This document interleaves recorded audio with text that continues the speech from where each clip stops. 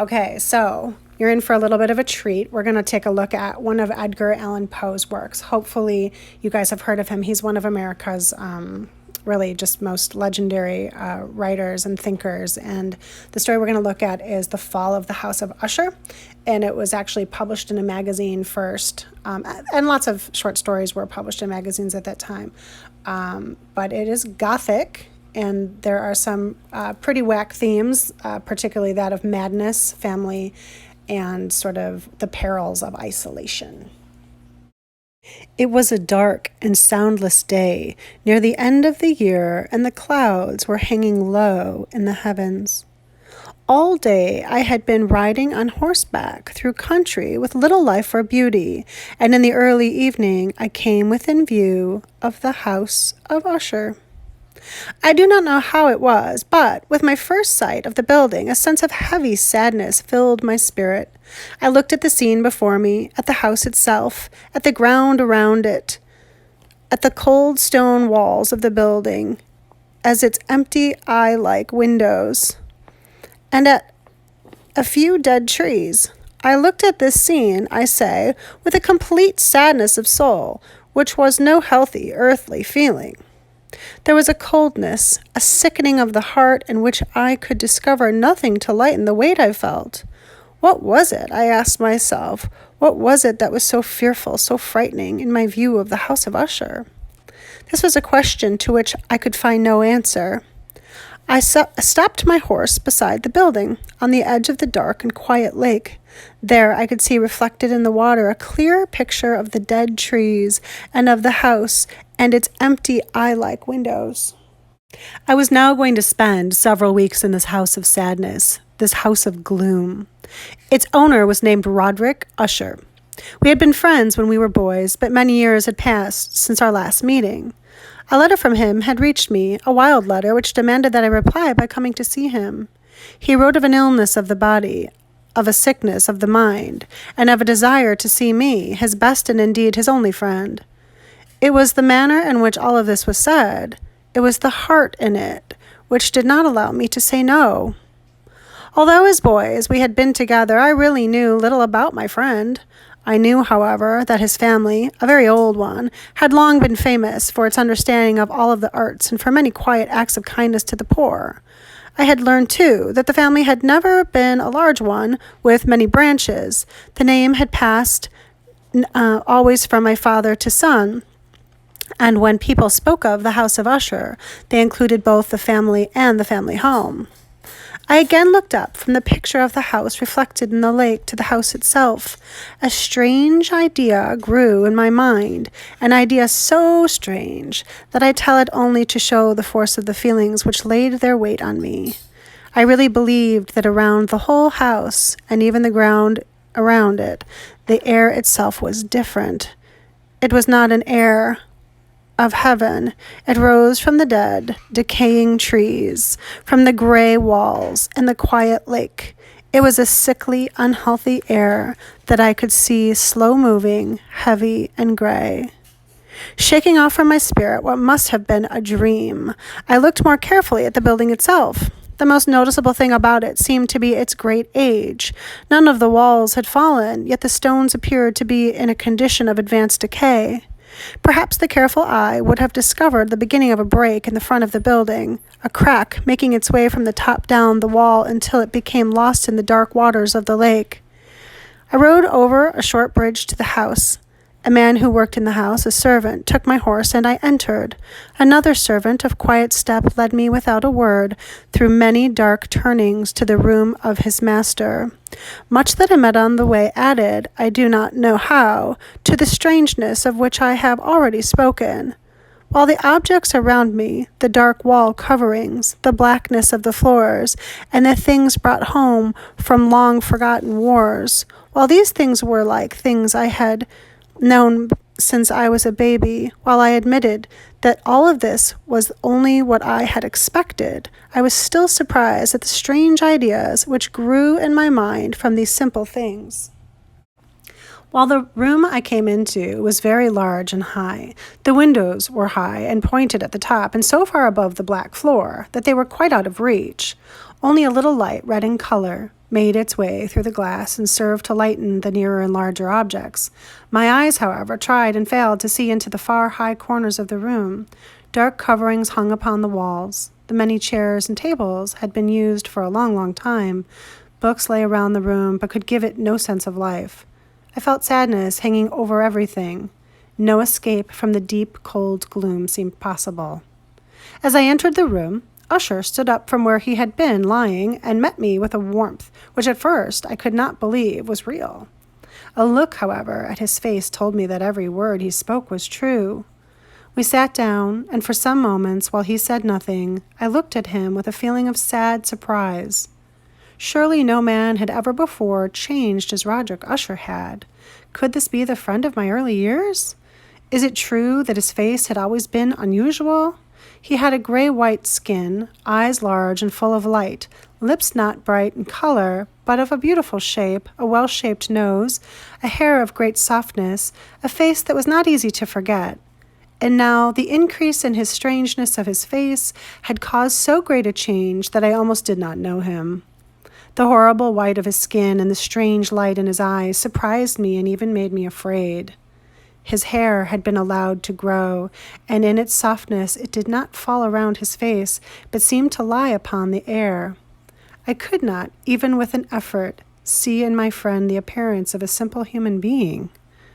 In his manner, I saw at once changes came and went, and I soon found that this resulted from his attempt to quiet a very great nervousness. I had indeed been prepared for something like this, partly by his letter and partly by remembering him as a boy. His actions were first too quick and then too quiet. Sometimes his voice, slow and trembling with fear, quickly changed to a strong, heavy, carefully spaced, too perfectly controlled manner. It was in this manner that he spoke of the purpose of my visit, of his desire to see me, and of his deep delight and strength he expected me to give him. He told me what he believed to be the nature of his illness. It was, he said, a family sickness and one from which he could not hope to grow better. But it was, he added at once, only a nervous illness, which would without doubt soon pass away.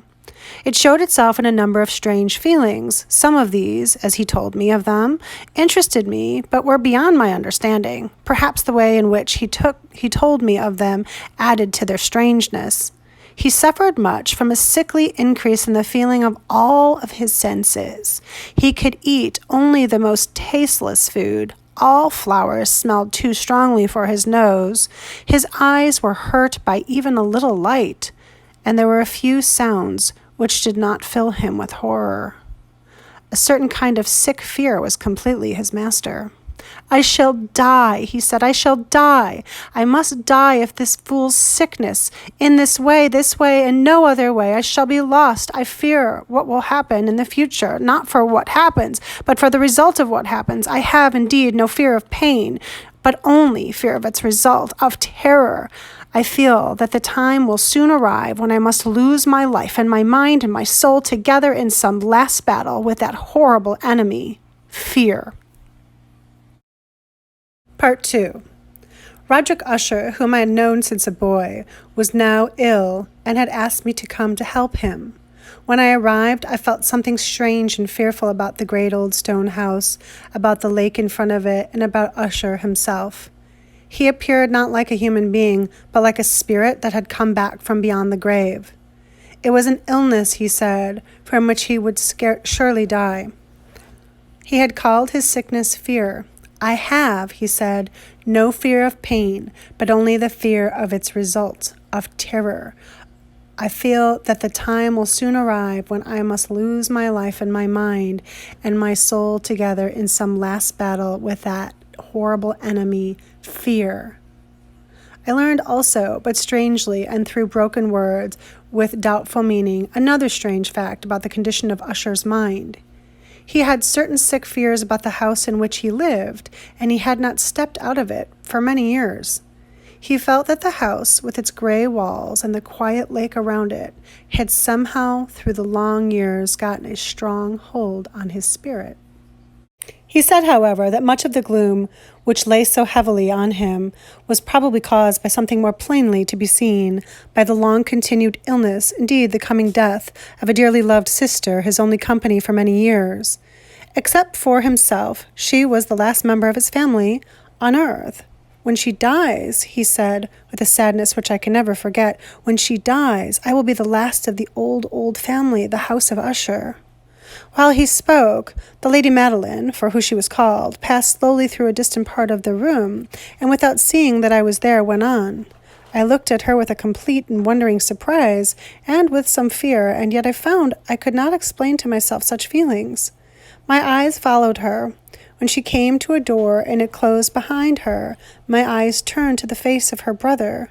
But he had put his face in his hands, and I could only see that the thin fingers through which his tears were flowing were whiter than ever before. The illness of the Lady Madeline had long been beyond the help of her doctors. She seemed to care about nothing. Slowly her body had grown thin and weak, and often for a short period she would fall into a deep sleep-like sleep of the dead. So far, she had not been forced to stay in bed, but the evening of the day I started at the house, the power of her destroyer, as her brother told me that night, was too strong for her. I learned that my one sight of her would probably be the last I would have, that the lady, at least while living, would be seen by me no more. For several days following, her name was not spoken by either Usher or myself, and during this period I was busy with efforts to lift my friend out of his sadness and gloom. We painted and read together, or listened as if in a dream to the wild music he played. And so, as a warmer and more loving friendship grew between us, I saw more clearly the uselessness of all attempts to bring happiness to a mind from which only darkness came, spreading upon all objects in the world its never-ending gloom. I shall always remember the hours I spent with the master of the House of Usher, yet I would fail in any attempt to give an idea of the true character of the things we did together. There was a strange light over everything. The paintings which made me tremble, though I know not why. To tell of them is beyond the power of written words. If ever a man painted an idea, that man was Roderick Usher. For me, at least, there came out of his pictures a sense of fear and wonder. One of these pictures may be told, although weakly, in words. It showed the inside of a room where the dead might be placed, with low walls, white and plain. It seemed to be very deep under the earth. There was no door, no window, and no light or fire burned, yet a river of light flowed through it, filling it with horrible ghastly brightness. I have spoken of the sickly condition of the senses, which made most music painful for Usher to hear. The notes he could listen to with pleasure were very few. It was this fact, perhaps, that made the music he played so different from most music, but the wild beauty of his playing could not be explained. The words of one of his songs called "The Haunted Palace" I have easily remembered. In it, I thought I saw, and for the first time, that Usher knew very well that his mind was weakening. This song told of a great house where a king lived, a palace, in a green valley, where all light and color and beauty, and the air was sweet. In the palace were 2 bright windows through which people in that happy valley could hear music and could see smiling ghosts, spirits moving around the king. The palace door was of the richest materials, in red and white. Through it came other spirits whose only duty was to sing in their beautiful voices about how wise their king was. But a dark change came. The song continued, and now those who enter the valley see through the windows in a red light, shapes that move to broken music, while through the door, now colorless, a ghastly river of ghosts, laughing but no longer smiling, rushes out forever. Our talk of this song led to another strange idea in Usher's mind. He believed that plants could feel and think, and not only plants, but rocks and water as well. He believed that the gray stones of his house and the small plants growing on the stones and the decaying trees had a power over him that made him what he was. Our books, The books which, for years, had fed the sick man's mind were, as might be supposed, of this same wild character. Some of these books Usher sat and studied for hours. His chief delight was found in reading one very old book, written for some forgotten church, telling of the watch over the dead. At last one evening, he told me that the Lady Madeline was alive no more. He said he was going to keep her body for a time in one of the many vaults inside the walls of the building. The worldly reason he gave for this was one with which I felt I had to agree. He had decided to do this because of the nature of her illness, because of the strange interest in questions of her doctors, and because of the great distance to the graveyard where members of his family were placed in the earth. We, too, carried her body to its resting place. The vault in which we placed it was small and dark, and in ages past it must have been seen strange and bloody scenes. It lay deep below that part of the building where I myself slept. The thick door was of iron, and because of its great weight, made a loud hard sound when it was opened and closed. As we placed Lady Madeline in the room of horror, I saw for the first time the great likeness between brother and sister, and Usher told me that when they were twins, they had been born on the same day. For that same reason, the understanding between them had always been great, and the tie that held them together was very strong. We looked down at the dead face one last time, and I was filled with wonder. As she lay there, the Lady Madeline looked not dead, but asleep, still soft and warm, though to the touch cold as the stones around us. Part 3. I was visiting an old friend of mine, Roderick Usher, in his old stone house, his palace, where a feeling of death hung on the air. I saw how fear was pressing on his heart and mind. Now his only sister, the Lady Madeline, had died, and we had put her body in its resting place in a room inside the cold walls of the palace, a damp, dark vault, a fearful place. As we looked down upon her face, I saw that there was a strong likeness between the two. Indeed, said Usher, we were born on the same day, and the tie between us has always been strong. We did not look long down at her, for fear and wonder filled our hearts. There was still a little color in her face, and there seemed to be a smile on her lips. We closed the heavy iron door and returned to the rooms above, which were hardly less gloomy than the vault. And now a change came in the sickness of my friend's mind. He went from room to room with hurried step. His face was, if possible, whiter and more ghastly than before, and the light of his eyes had gone. The trembling in his voice seemed to show the greatest fear. At times he sat looking at nothing for hours, as if listening to some sound I could not hear. I felt his condition slowly but certainly gaining power over me. I felt that his wild ideas were becoming fixed in my own mind. As I was going to bed late in the night of the 7th or 8th day after we placed the Lady Madeline within the vault, I experienced the full power of such feelings. Sleep did not come. While the hours passed, my mind fought against the nervousness. I tried to believe that much, if not all, of what I was felt was due to the gloomy room, to the dark wall coverings which in a rising wind moved on the walls. But my efforts were useless. A trembling I could not stop filled my body, and fear without reason caught my heart. I sat up, looking into the darkness of my room, listening, I do not know why, to certain low sounds which came even when the storm was quiet. A feeling of horror lay upon me like a heavy weight. I put on my clothes and began walking nervously around the room. I had been walking for a short time when I heard light step coming toward my door. I knew it was Usher. In a moment I saw him at my door, as usual, very white, but still was a wild laugh in his eyes. Even so, I was glad to have his company. And have you not seen it? He said. He hurried to one of the windows and opened it to the storm. The force of the entering wind lifted us from our feet. It was indeed a stormy but beautiful night, and wildly strange. The heavy, low-hanging clouds which seemed to press down upon the house flew from the directions against each door, always returning and never passing away in the distance. With their great thickness, they cut off all light from the moon and stars, but we could see them because we were lighted from below by the air itself, which we could see rising from the dark lake and from the stones of the house itself. You shall not look out at this, I said to Usher, and I led him from the window to a seat.